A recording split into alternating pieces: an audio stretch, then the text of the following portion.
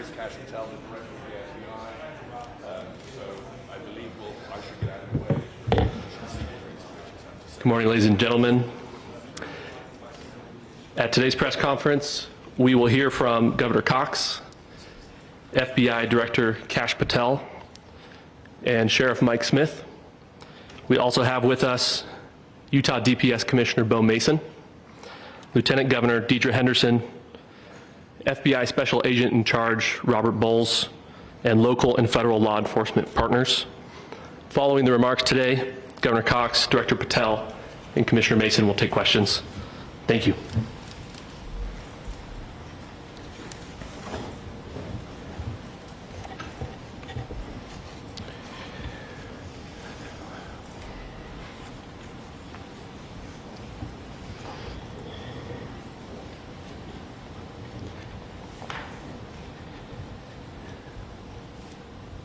Good morning, ladies and gentlemen.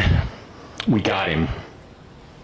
On the evening of September 11th, a family member of Tyler Robinson reached out to a family friend who contacted the Washington County Sheriff's Office with information that Robinson had confessed to them or implied that he had committed the incident.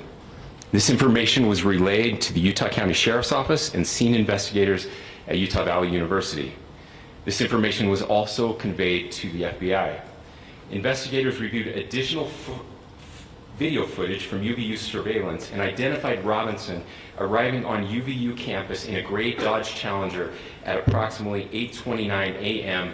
on September 10th, in which he is observed on video in a plain maroon t-shirt, light-colored shorts, a black hat with a white logo, and light-colored shoes.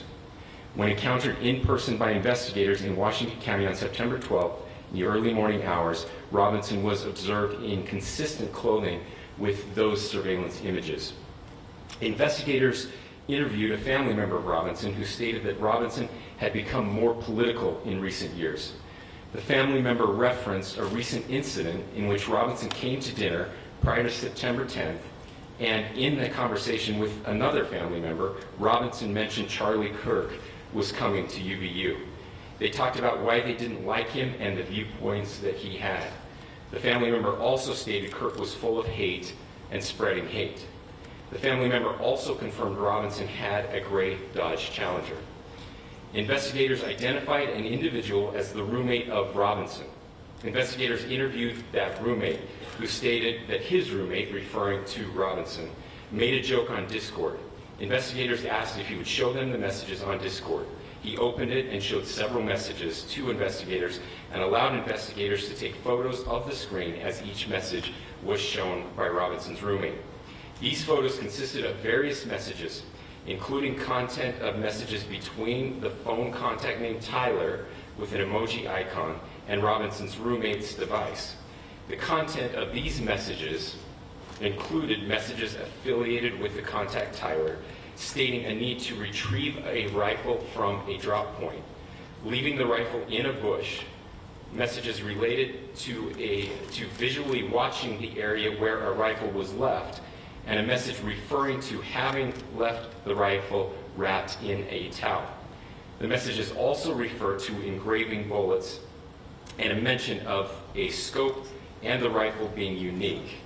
Messages from the contact Tyler also mentioned that he had changed outfits. I know there's been speculation as well as to the writing on those casings, those bullet casings, and I believe we have that as well. And I'll share that with you now. So the area north of Campus Drive Road where the suspect crossed over, you saw some of that in the video that we released last night, consists of a grassy area with trees on the edge of the UVU campus. Investigators discovered a bolt-action rifle wrapped in a dark-colored towel. The rifle was determined to be a Mauser Model 98 30-06 caliber bolt-action rifle. The rifle had a scope mounted on top of it. Investigators noted inscriptions that had been engraved on casings found with the rifle. Inscriptions on a fired casing read, "Notices, bulges, capital OWO, what's this?" ? Inscriptions on the 3 unfired casings read, "Hey fascist!" exclamation point, "Catch!" exclamation point. Up arrow symbol, right arrow and symbol, and 3 down arrow symbols. A second unfired casing read, "Oh Bella Ciao, Bella Ciao, Bella Ciao, Ciao Ciao," and a third unfired casing read, "If you read this, you are gay, LMAO." We are indebted to law enforcement across the state who's worked seamlessly together, local law enforcement, state law enforcement, and our federal partners with the Federal Bureau of Investigation. We're grateful for everyone who worked together in such a short amount of time to find this person and to bring justice. I want to thank the public who has been so engaged, reviewing videos, helping us with sending in tips, and helping us get to this point. I want to thank the family members of Tyler Robinson who did the right thing in this case and were able to bring him into to law enforcement as well. I especially want to thank the family of Charlie Kirk, Erica, Charlie's parents, his children. I want us to be thinking of them as we bring justice in this case. They will be involved in that justice. We will be working very closely with them as we move through this process as well. This is a very sad day for our country, a terrible day for the state of Utah, but I'm grateful that at this moment we have an opportunity to bring closure to this very dark chapter in our nation's history. With that, I will now turn the microphone over to the Director of the FBI, Kash Patel. Thank you, Governor. This is what happens when you let good cops be cops. The FBI and our partners are proud to stand here today together to bring justice to the family of Charlie Kirk and honor his memory. I want to express my deep gratitude to President Trump, the Vice President, and the entire White House who have been so incredibly supportive with both resources and just personally to the FBI as a team. They had our backs the entire way, and I just want to express my gratitude for giving us the resources we need to operate in this space to bring this sort of justice at this sort of speed. In 33 hours, we have made historic progress for Charlie. Governor Cox, our partnership has been absolutely incredible these last few days. Our partnership will endure. Your state and local partners, your sheriffs, your DPS community has been unbelievably impressive in the hardest of times. And a case like this cannot be solved, cannot be brought without partnering with your state and local authorities. The FBI has a certain role to play. We will play that role, and we will lead out for the federal government. Governor Cox, we are so grateful for your state partnership that led out on this investigation. A little bit of the timeline. Charlie was shot at 12:23 p.m. on Wednesday. The first FBI agents arrived on scene in 16 minutes with chiefs of police at 12:39 and secured the scene. The FBI immediately launched fixed-wing assets. We utilized these assets to transport personnel, specialty technicians, hostage rescue teams. We also utilized these assets to go back and forth from the East Coast and here in Utah to transport forensic evidence and other evidence that will be analyzed and is being analyzed at our FBI laboratories in Quantico and other laboratories, including the ATF. At my direction, the FBI released the first set of FBI photos of the suspect at 10 a.m. local time on 9/11. Then, shortly thereafter, the FBI reward of $100,000 was released at 10:45 a.m. local. Myself and Deputy Director Bongino arrived on the scene at approximately 5:30 p.m. on 9/11. The governor led a press conference last night at approximately 8 p.m. where, at my direction, the FBI released a never-before-seen video of the suspect. We also released new images to the public of the suspect. And just last night, the suspect was taken into custody at 10 p.m. local time.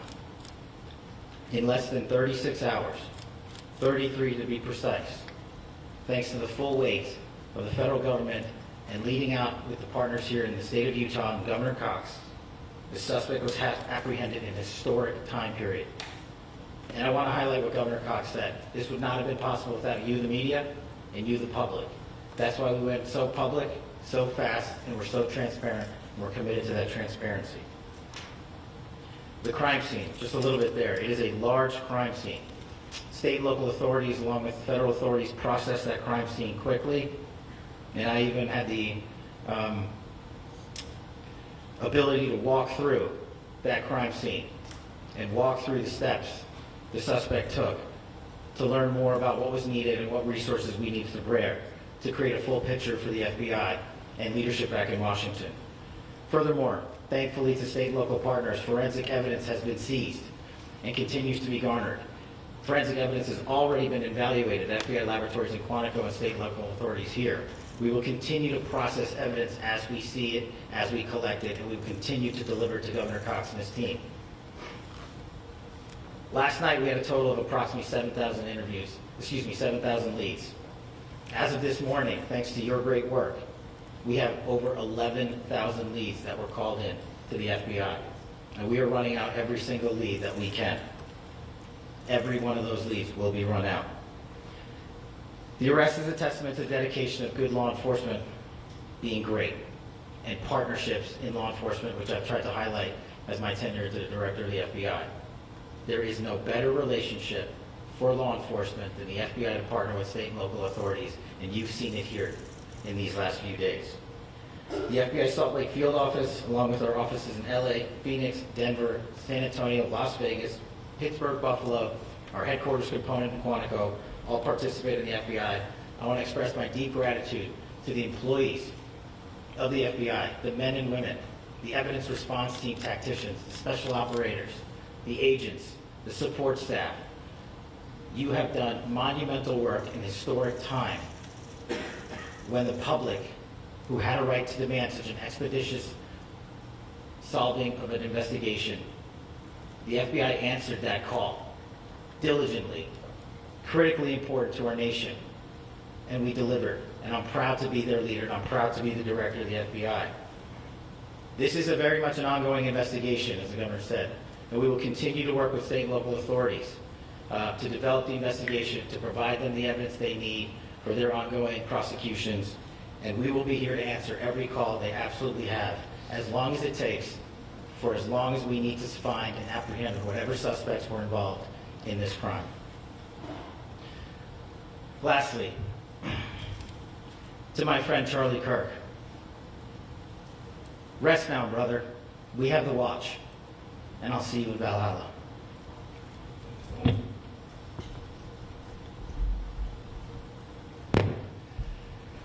Thank you, and good morning.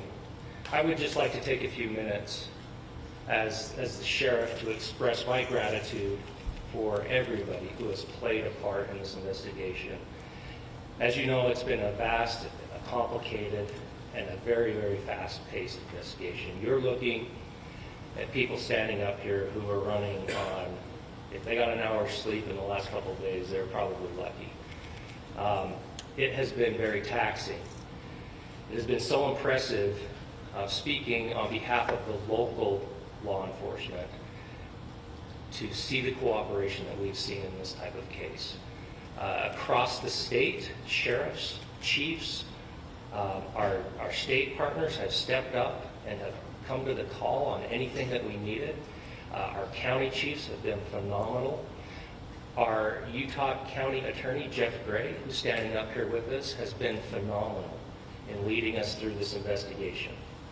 I would like to thank the federal government for their resources, their assets. Our local team here, our FBI team, has been extraordinary in helping us work through this and bring this person to justice. Most of all, I would like to thank the public, and specifically, I would like to thank the public who turned to prayers and who turned to positiveness for us. I would like to thank them on behalf of the law enforcement community, because we needed those prayers. That's what we needed to get through this. We needed your support, and you gave it to us. We needed your patience, and you gave it to us. And I would like to thank you for the Kirk family, because that's what they need, is your support and your prayers, and that will get us through all of this. So thank you everybody that has stepped up. We've had such a phenomenal response to this. Thank you.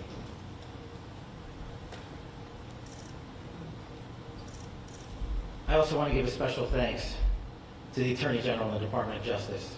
Their unwavering support and their commitment to justice is shown true here. And without AG Bondi and Deputy Attorney General Todd Blanche and the resources they brought to bear, we would not have been able to complete our mission. And I just want to say special thanks. It's an honor to be a part of the Department of Justice. Thank you again to our incredible law enforcement team who has worked so hard. Sheriff, I got a solid 90 minutes last night, so I'm probably the most well-rested person up here. Ladies and gentlemen, I get the microphone, so I hope you'll permit me a moment just to share a few more thoughts about where we are and how we got here, and maybe a little bit of where we go from here. I don't want to get too preachy, but I think it's important that we, with eyes wide open, understand what's happening in our country today. I've heard people say, well, why are we so invested in this? There's violence happening all across our country, and violence is tragic everywhere, and every life taken is a child of God who deserves our love and respect and dignity. This is certainly about the tragic death, political assassination of Charlie Kirk. But it is also much bigger than an attack on an individual. It is an attack on all of us. It is an attack on the American experiment. It is an attack on our ideals. This cuts to the very foundation of who we are, of who we have been, and who we could be in better times. Political violence is different than any other type of violence for lots of different reasons. One, because in the very act that Charlie championed of expression, that freedom of expression that is enshrined in our founding documents, in having his life taken in that very act, makes it more difficult for people to feel like they can share their ideas, that they can speak freely. We will never be able to solve all the other problems, including the violence problems that people are worried about, if we can't have a clash of ideas safely and securely. Even, especially those ideas with which you disagree. That's why this matters so much. Over the last 48 hours, I have been as angry as I have ever been, as sad as I have ever been. And it was, as anger pushed me to the brink, it was actually Charlie's words that pulled me back. I'd like to share some of those, and specifically right now, if I could, I need to talk to the young people in our state, in my state, and all across the country. As President Trump reminded me, he said, you know who really loved Charlie? The youths. And he's right. Young people loved Charlie, and young people hated Charlie. And Charlie went into those places anyway. And these are the words that have helped me. Charlie said, when people stop talking, that's when you get violence. He said, the weak can never forgive. Forgiveness is the attribute of the strong. The only way out of the labyrinth of suffering is to forgive. Welcome without judgment, love without condition, forgive without limit. He said, always forgive your enemies. Nothing annoys them so much. A few months ago, I referenced this last night, Charlie posted to social media, when things are moving very fast and people are losing their minds, it's important to stay grounded. Turn off your phone, read scripture, spend time with friends, and remember internet fury is not real life. It's going to be okay. He again said, when you stop having a human connection with someone you disagree with, it becomes a lot easier to commit violence. He said, what we as a culture have to get back to is being able to have a reasonable agreement, where violence is not an option. Now, again, to my young friends out there, you are inheriting a country where politics feels like rage. It feels like rage is the only option. But through those words, we have a reminder that we can choose a different path. Your generation has an opportunity to build a culture that is very different than what we are suffering through right now. Not by pretending differences don't matter, but by embracing our differences and having those hard conversations. I think we need more moral clarity right now. I hear all the time that words are violence. Words are not violence. Violence is violence. And there is one person responsible for what happened here. And that person is now in custody and will be charged soon and will be held accountable. And yet, all of us have an opportunity right now to do something different. I want to thank my fellow Utahns. This bad stuff happens. For 33 hours, I was praying that if this had to happen here, that it wouldn't be one of us.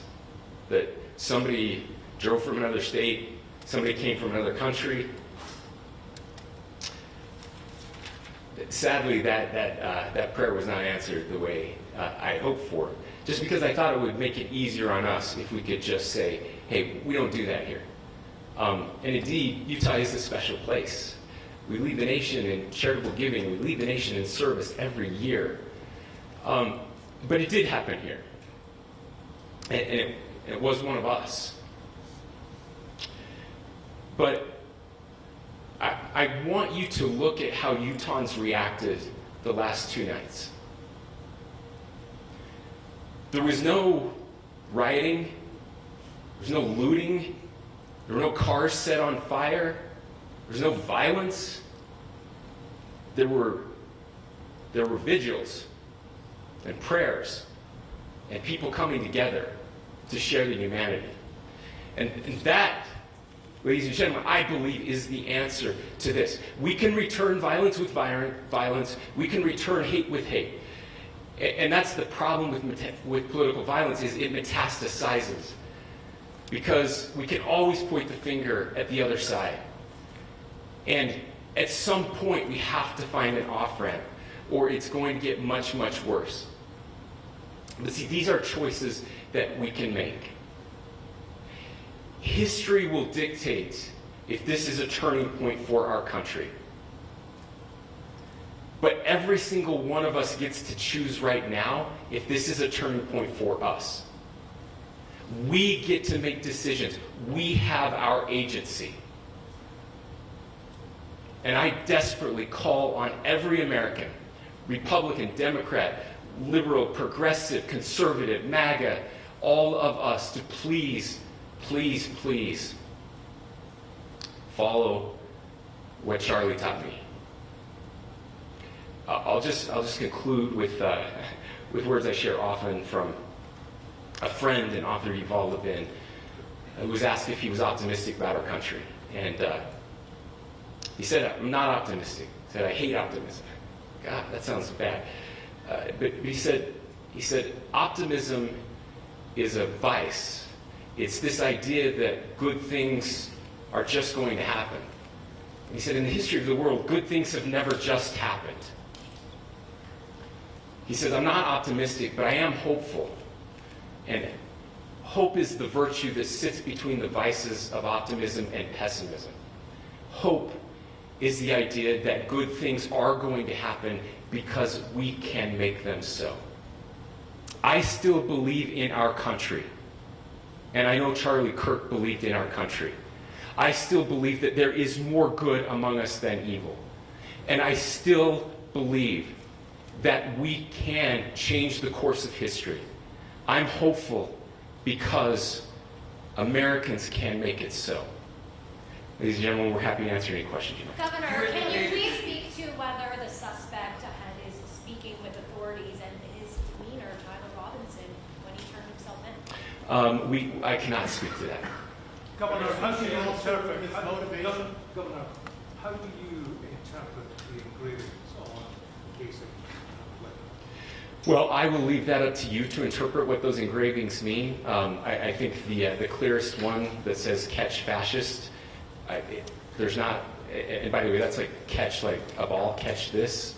I think that speaks for itself. Governor, communicating. So you talked about this level of hatred that this person expressed at a dinner. Beyond that, is there anything in your view that you've discovered that may have radicalized or changed him to prompt him to commit such a horrific act? There's nothing more that we can share at this time. Governor, you indicated that he had been communicating with a friend on Discord about the gun. Do you anticipate any more arrests? We do not at this time have any information that would lead to any additional arrests. Do you believe he acted alone? Yes, but the investigation is ongoing. Can you tell more about the family, what they had to say about the suspect? How he came into custody of police and where he is right now, Mr. Robinson? Yes, so right now, Mr. Robinson has been booked into the Utah County Jail. You heard the president this morning report that he was taken into custody, that his family and a friend helped to deliver him into custody of law enforcement in Washington County. Those of you that don't know where Washington County is, it is the southernmost, southwesternmost part of the state of Utah. It's about a 3.5 to 4 hour drive from here, where we are right now, and that's where he lived and where they turned him. Is he talking More about the family is saying about Tyler Robinson? I can't share any more than what I've already shared. Is he talking with Governor, do you have authorities? details on how he got back to Washington County and how the gun was obtained? So how we obtained the gun? The gun was found. No, how the was found shooter in- obtained the gun and how the shooter then was able to get back to Washington. So I don't have much more details on that. We do know that he drove. We had his car here on campus, and then we had his car going south back to the St. George. It's actually the city of Washington in Washington County. Is he talking with authorities and did he discuss a voting? I'm sorry. Did the suspect plan to carry out any other attacks? We don't have any information that Are you released. going to be releasing the mugshot? Yes, in fact, it was just released. Is he Yes. talking with authorities and did he discuss a motive? I can't answer that right now. Can you clarify? You've spoken very eloquently about trying to reunite this country. Do you feel that this is a watershed in American history? I absolutely believe that this is a watershed in American history, yes. The question is what kind of watershed? And that chapter remains to be written. Is this the end of a dark chapter in our history or the beginning of a darker chapter in our history? Look, I mean, if you look at true political assassinations in this country of someone of this stature, this feels a lot like the late 60s. And having one so gruesomely displayed on camera in all of our hands and in all of our pockets, we are not wired as human beings biologically, historically. We have not evolved in a way that we are capable of processing those types of violent imagery. And by the way, we've seen another one with a gruesome stabbing very recently that went viral. This is not good for us. It is not good to consume. Social media is a cancer on our society right now. And I would encourage people to log off, turn off, touch grass, hug a family member, go out and do good in your community. That is happening, and it's happening organically right now. I had a friend in a small city in Utah who said, we're getting together, the Republicans and Democrats in my little town are getting together to have a discussion tonight. last night, just to find a way to find their better angels. So yes, this could be. I mean, you know, again, you have to go back to JFK to have seen a video live of something like this happening. I wasn't born until 1975, but I know that things were really dark in the late 60s. Sorry to some of you. I know some of you were there. But this is our moment. Do we escalate, or do we find an off-ramp? And again, it's a choice. It's a choice, and every one of us gets to make that choice. Two more questions right here. Could we clarify that the release of those enhanced images at 8 p.m., the timeline that Director Patel gave us, led to the arrest at 10 p.m.? Is there a direct connection between those two events? I cannot comment if there is a direct connection or not, but all I can say is that that through some process, the family came to know that this had happened. One more thing, Governor. Could you just clarify the clothing issue you mentioned earlier? Was he changing outfits? Correct. Could you just clarify this? Yes. So when he's first spotted on campus, he has different clothing on, and then he changes clothing on the roof, and then changed back into that clothing at some point, so that when he was apprehended, when he was arrested, the clothing matched the clothing he had on before the shooting here at UVU. Last question here. You said that the suspect was from Utah. Can you kind of tell us a little bit more about where, and was he a student here at this university, and is there any history of mental illness? Yeah. So I don't have any information on the mental illness part. He was not a student here at UVU. He was living and had lived for a long time with his family in Washington County. Thank you, everyone, for your great work in getting this information out. I would just say, process-wise, this may be important. I know many of you aren't familiar with the process in Utah. I think it's important that you understand that. Basically, we have 3 days for charging documents to be filed. A CI will be filed. We'll have more information then, more detailed information as those charging documents are filed in preparation for a preliminary hearing. So 3 days. So we would anticipate then that early next week those charging documents will be filed. We will obviously be working. The county attorney will be working very closely with Mr. Kirk's family as those documents and decisions are prepared and made. Thanks, everyone.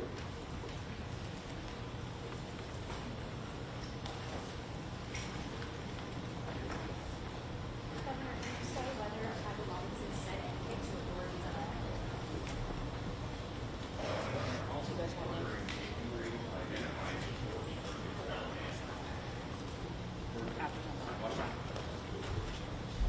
After John Miller. Yeah, they're going to want you.